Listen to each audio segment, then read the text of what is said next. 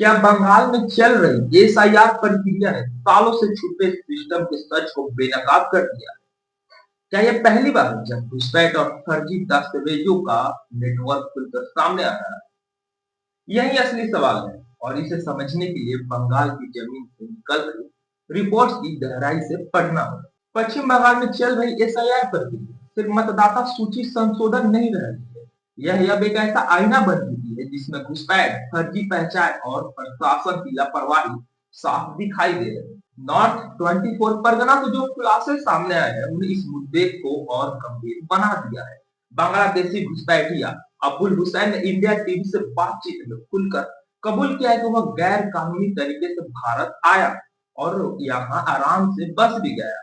उसने अपने परिवार के 5 लोगों के आधार कार्ड, पैन कार्ड से लेकर राशन कार्ड तक बनवा लिए। वह 2 साल से भारत सरकार की योजनाओं का राशन ले रहा था और किसी को भनक तक नहीं लगी। हुसैन का यह दावा है कि मैं 5-6 साल से यहाँ हूँ। पहले 3 लोग आए थे, आज 5-6 सदस्य परिवार में है।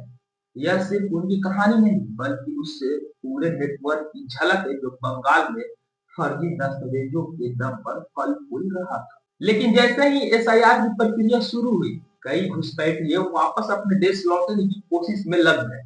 उन्हें पता है कि अब दस्तावेजों की असली जांच हो रही है और फर्जी पहचान बचाना मुश्किल है। लेकिन घुसपैठियों की बात यहीं खत्म नहीं होती। पश्चिम बर्धमान के पांडेश्वर में सामने आए मामले ने पूरे सिस्टम की विश्वसनीयता पर सवाल खड़ा कर दिया। 70 वर्षीय माया रानी गोस्वामी के नाम एक नहीं, दो नहीं, बल्कि 44 अलग अलग मतदाता सूचियों में पाया गया है।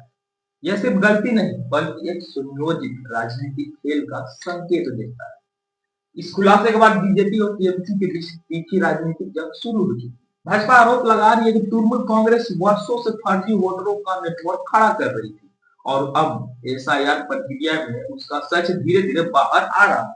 वहीं टीएमसी इस पूरी जांच को राजनीतिक साजिश बता रही है। लेकिन असली सवाल हर बंगाली नागरिक पूछ रहा है, अगर एक महिला का नाम 44 वोटर लिस्ट में हो सकता है तो बाकी कितने लोग इस लिस्ट में फर्जी तरीके से शामिल होंगे?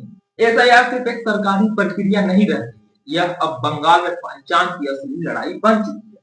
कौन भारतीय है, कौन घुसपैठिया है, कौन फर्जी वोट बना रहा है और कौन इसका फायदा उठा रहा है।